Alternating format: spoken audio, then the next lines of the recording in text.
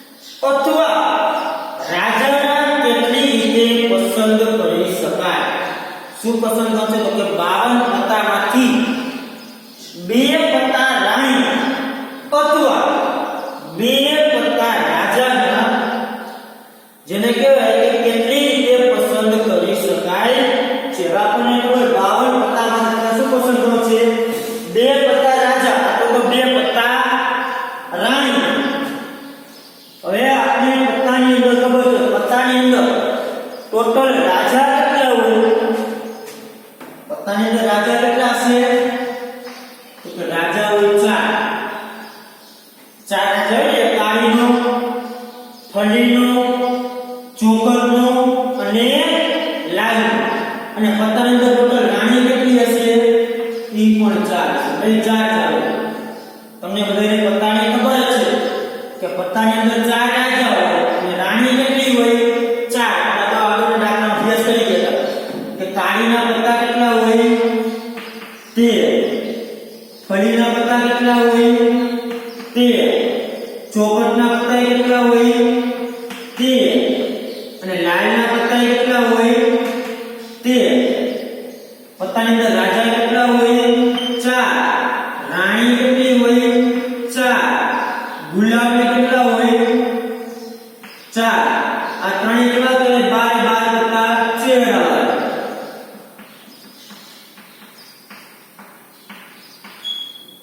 આપણે 4 રાજા, 4 રાણી, 4 ગુલાબ. આ જે કાળીના પત્તાની એકાથી લઈને ગલ્લો, રાણી અને કિંગ ગાડી ના હોય. એક આપણે એક ન કહી શકીએ પણ એ રીતના આ હોય. એકાથી લઈને ગલ્લો, રાણી અને રાજા એ ના હોય. એકાથી લઈને ગલ્લો, રાણી અને કિંગ. આ એકાથી લઈને ગલ્લો, રાણી અને કિંગ. આ રીતે 13 પત્તા આપણે ખબર છે કે પત્તાની અંદર કાળીને 13 પત્તા આવેલા હોય. એકાથી લઈ તે રાજા સુધી. બરાબર છે. હવે જે 13 પત્તા બાદ ચહેરા અને 40 પત્તા ચહેરા વગર. આપણે ખબર છે ગલ્લો, રાણી અને રાજા તમે પત્તો રમાવો તો પત્તામાં બીજો ચિત્ર હશે, મોઢા પર ચહેરો દોરેલો હશે. અને બાકીના જે એકાથી 10 સુધીના પત્તા રહ્યા એમાં એવું કોઈ ચહેરો નહીં જોઈએ. એમાં તો શું આપણે ખબર ચોકડી કાઢી કોઈ આપણે ક્યાંક કહ્યું બગો હોય તો 2 ચિહ્ન, ડગો હોય તો 3 હોય, ચોકો હોય તો 4. આના ચિહ્ન દોરેલા છે, આપણે ખબર હોય છે. હવે આપણને જે પત્તાની અંદર ખાસ આ વસ્તુ ખબર હોય કે પત્તા કયા કયા હોય. બરાબર? પત્તા એકામાં નામ ખબર કયા હોય. બરાબર? મેં એક લીધું હોય શું કરે તો એ પણ એ ચહેરા વાળો ભણી પણ આપણે એકો ભણી મોટો. હવે આપણે ખબર આમાં લાલ રંગના કયા કયા કહેવાય? જો આ બે ની કાળા રંગ, આ બે ની કેવા રંગ કહેવાય? લાલ રંગ. આ ની કાળા રંગના કહેવાય. તો કાળા રંગના 26 પત્તા થઈ ગયા અને લાલ રંગના કેટલા થઈ ગયા? 26. આ એટલે રંગ કાળા રંગને કેટલા હોય? 13 અને લાલ રંગને કેટલા હોય? 13 ચોકટનો રંગ લાલ હોય, લાલનો રંગ લાલ હોય. બરાબર છે. એટલે કે આ બે રંગના કે લાલ રંગના કે કાળા રંગના તો પત્તા કેટલા થાય?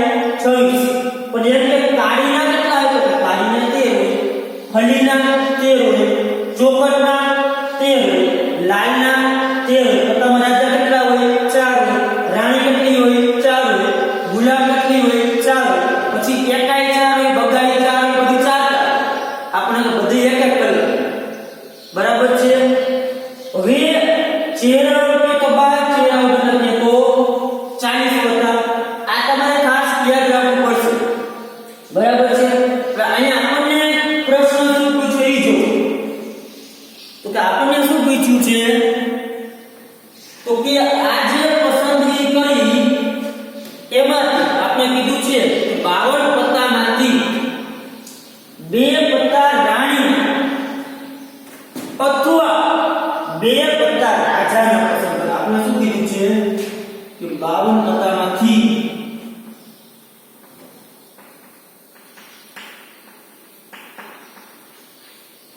2 પત્તા રાજાના અથવા 2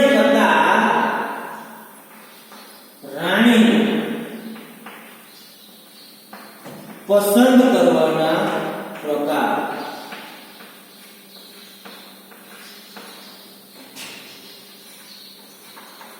હવે જો બે પત્તા રાજાના, તો આપણે જે રાજાના પત્તા પસંદ કરશું એ રાજાના પત્તા શેમાંથી પસંદ થાય? તો કે ચારે ચાર રાજામાંથી કોઈ પણ બે આવે. આ જે ચાર રાજા છે એમાંથી બે પસંદ કરો તો જ બે પત્તા કેવા આવે? તો કે ચાર માંથી જો બે પસંદ કરશો, પસંદ કરવાના છે, તો કે ચાર માંથી જ કોઈ પણ બે પત્તા પસંદ કરીએ તો જ એ બંને પત્તા રાજાના આવે. બરાબર છે? તો ચાર માંથી બે એટલે 4 C2. અહીં શબ્દ શું છે? અથવા. અથવા એટલે સર્વ. રાણીને તમારે બે પત્તા પસંદ નથી, રાણી શેમાંથી કરી? પણ રાણી હોય કેટલી પત્તામાં? તો કે રાણી ચાર, એટલે ચાર માંથી બે લે તો જ એ રાણી આવે, તો રાણી આવે નહીં. એટલે કા ચાર માંથી બે, ચાર માંથી બે. આ બેનું સાદું કામ દીધું તો 4 × 3 છેદમાં 2 પ્લસ 4 × 3 છેદમાં 2 2 કરી 6 પ્લસ 6, તો જવાબ કેટલો આવશે? 12. ત્યાર પછી જો દાખલા નંબર 12.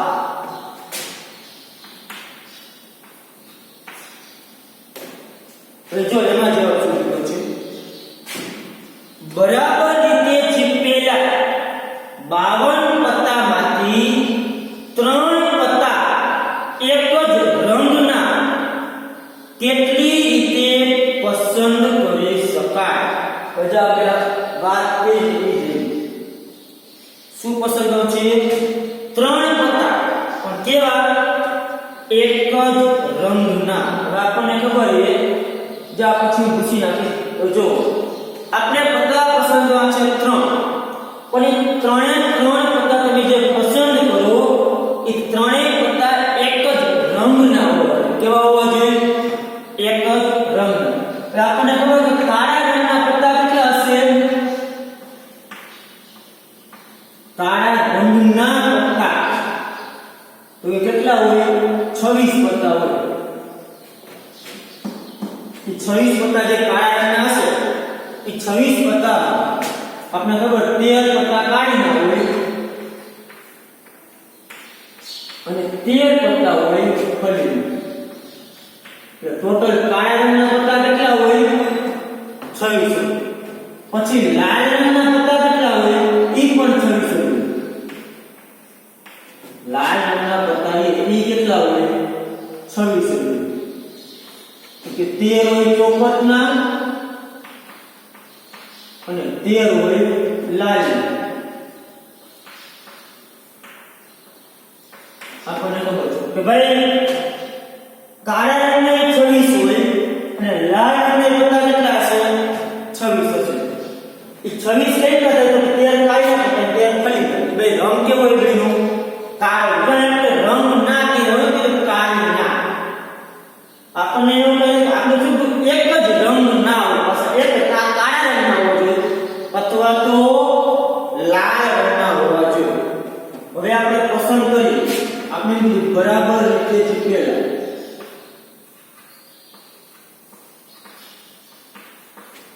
ચીપેલા 52 પત્તા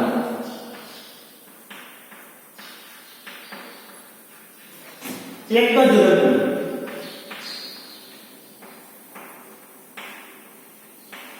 પત્તા પસંદ કરવાના છે.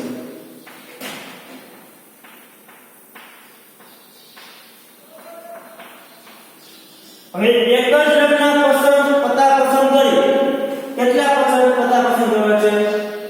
3 પત્તા. કીધું કે એક જ રંગના 3 પત્તા છે. જો 3 એક જ રંગના 3 પત્તા પસંદ કરવાના છે. કેટલા કરવાના છે? 3. હવે એક જ રંગના પત્તા પસંદ કરો તો કાં તો 3 પત્તા કાળા રંગના પસંદ કરો, તો કે કાળા રંગના 3 પત્તા પસંદ કરો.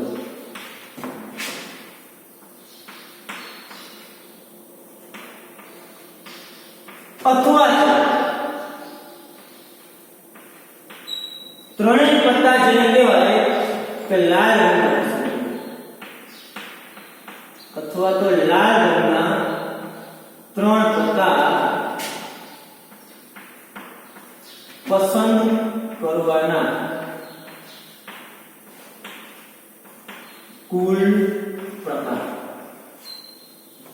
હવે આપણને શું કીધું કે ભાઈ ત્રણ પત્તા પસંદ કરવાના 52 પત્તામાંથી, પણ એ 52 પત્તામાંથી જે ત્રણ પત્તા પસંદ કરો અને કેવા થવા જોઈએ કે એક જ રંગના ત્રણ પત્તા પસંદ કરવાના. કેવા? એક જ રંગના.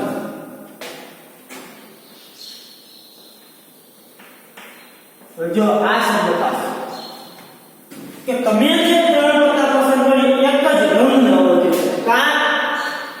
કાળા રંગના ત્રણ પત્તા પસંદ કરવા પડે, અથવા કાળા ત્રણ પત્તા કેવા પસંદ કરવા પડે? લાલ રંગના. કાળા ત્રણ પસંદ કરો, અથવા ત્રણે ત્રણ તમે જે પત્તા પસંદ કરો છો એ ત્રણ કેવા પસંદ કરો?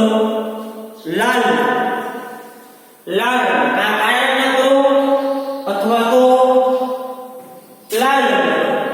તો હવે આની આપણે ગોઠવણીનો પ્રકાર લખી તો કાળા રંગના ટોટલ પત્તા છે કેટલા? 26. કાં તો 26 માંથી ત્રણ પસંદ કરી, અથવા એટલે પ્લસ, અથવા તો લાલ રંગના પત્તા છે 26 કાં ત્રણ એમાંથી તો જ એક જ રંગના પત્તા નકર તો બે કેવા આવે? અલગ અલગ. કાં તો જે કાળા રંગના ટોટલ 26 પત્તા છે, કાં આ જે ત્રણ પત્તા પસંદ કરી છે ત્યાં 26 કાળા રંગના પત્તામાં, અથવા તો જે 26 લાલ રંગના પત્તા તો કાં તો જે 26 લાલ રંગના જે પત્તા છે એમાંથી ત્રણ પસંદ કરી તો જ પત્તા એક રંગના આવે. ચાલો સાદું કરી દો. 26 થી એટલે 26 ગુણ્યા 25 ગુણ્યા 24. આ ત્રણને ક્યાં સુધી લઈ જઈશું? 1 સુધી.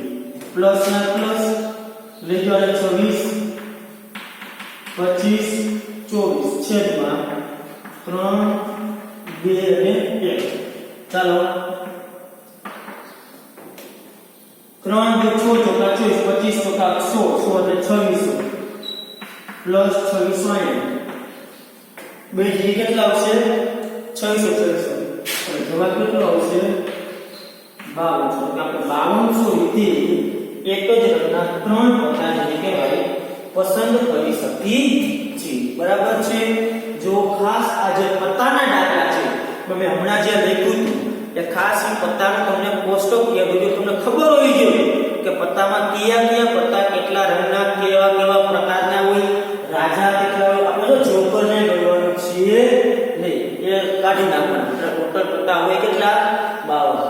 બરાબર છે? 13 દાખલા નંબર 13 14 અને 15 જે દાખલા વિસ્તરણ કરવાના છે એટલે કે આ વર્ષે કોર્સમાંથી જે દાખલા રદ કરી નાખવામાં આવ્યા છે, બરાબર છે, એ દાખલા આપણે ગણવાના છે. અને અહીંયા આપણો વિભાગ જે સી છે એ આપણો પૂરો થાય છે. હવે વિભાગ ડી ની જે દાખલા છે, ડી ની અંદર 7 દાખલા છે કોર્સને રદ કરતા, એ ડી ના દાખલા જે છે એનો આપણે અભ્યાસ નેક્સ્ટ લેક્ચરની અંદર આપણે કરશું. બરાબર છે? ખાસ અત્યાર સુધીના જે બધા દાખલા તમને ભણાવ્યા, બરાબર છે, ખાસ એ દાખલાનો અભ્યાસ કરજો. કાંઈ ન સમજાય તો મને જે કંઈ મારા મોબાઈલ નંબર છે એનો મને ફોન કરી મને પૂછી શકો. બહુ ઇમ્પોર્ટન્ટ ચેપ્ટર છે, તમને 12માં બહુ જ ઉપયોગી લાગશે. બરાબર છે ને? એક વખતનો વિડીયોમાં સમજાય તો બે વખત જોજો વિડીયો, પણ સમજવાનો પ્રયત્ન કરજો કઈ રીતના પસંદગી કરી છે કે કઈ રીતના ગોઠવણી કરી છે. ચાલો.